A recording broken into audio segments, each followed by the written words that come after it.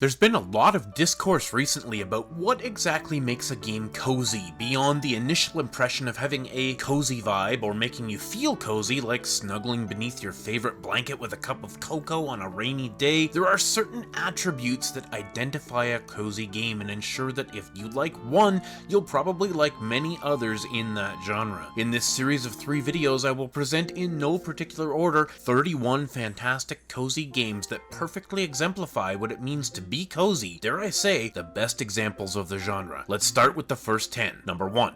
Animal Crossing New Horizons. If there was ever a question of what a cozy game is, look no further than Animal Crossing in any of its permutations. New Horizons is the newest entry in the series, available exclusively on the Nintendo Switch. Pick this up and before long, you'll be shaking trees and catching bees like a pro. Number 2. Animal Crossing New Leaf. If you have a 3DS kicking around, it might be time to dust it off and play what most people argue is the best game in the series. A cozy game that will keep you busy for a few peaceful minutes a day for years to come, unless you want to time travel, that is. Number 3. Stardew Valley. The game that basically started the modern indie cozy game craze is still among the best in existence. Chop, dig, and plant your way to the hugest farm, and choose who you want to romance in this retro-inspired farming sim that is often imitated but has yet to be surpassed. Number 4. Story of Seasons Pioneers of Olive Town. Some accuse the Harvest Moon and Story of Seasons games of being painfully slow-paced, but such is not the case with Pioneers of Olive Town. The developers have built a game that keeps you busy, but not just with busy work. There's so much to do, and it feels like every action you take gets you a little closer to the ultimate goal of having the perfect farm. Number 5. 2 Point Hospital. This zany take on a management sim has you building a hospital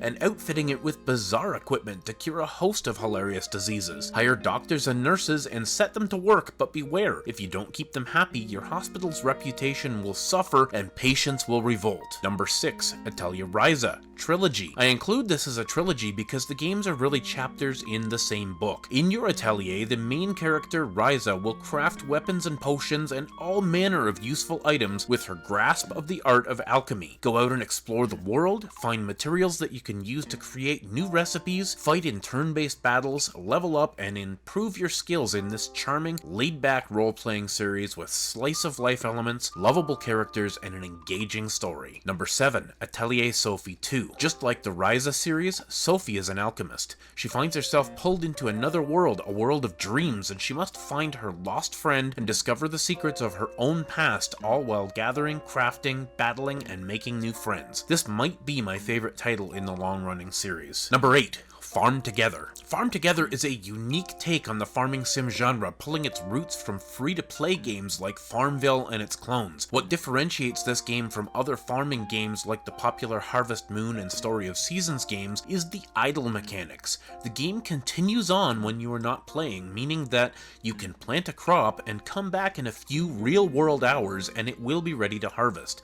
This ensures that every time you boot up the game there is tons of stuff to harvest, from crops and trees to a whole host of animals and even fish. You can build and furnish a house and complete tasks in the house like cooking, painting, and even learning to play the piano. Prepare to become addicted to this incredibly deep farming experience. Number 9. My Time at Portia. In addition to a complex and interesting crafting system that sees you, the builder, tasked with rebuilding your farm and the world around you, there is a lively world to explore, full of monsters to fight, dungeons to explore, mining, fishing, and more. This is a surprisingly warm story, followed up recently by its sequel, My Time at Sandrock, which I have not had a chance to review, but seems to be well regarded as well. Either game could fit well on this list. Number 10. Graveyard Keeper. Love farming and crafting games, but looking for something different from the traditional "grandpa left me this farm" trope? Graveyard Keeper puts you in charge of a gothic graveyard and allows you to explore necromancy, all while repairing and upgrading your graveyard and trying to cleanse it from evil spirits. Expect funny dialogue and a deep story. The crafting system is complex and interesting, with lots to uncover as you progress. And that's a wrap for episode 1 of this series. Please leave a comment below about your favorite cozy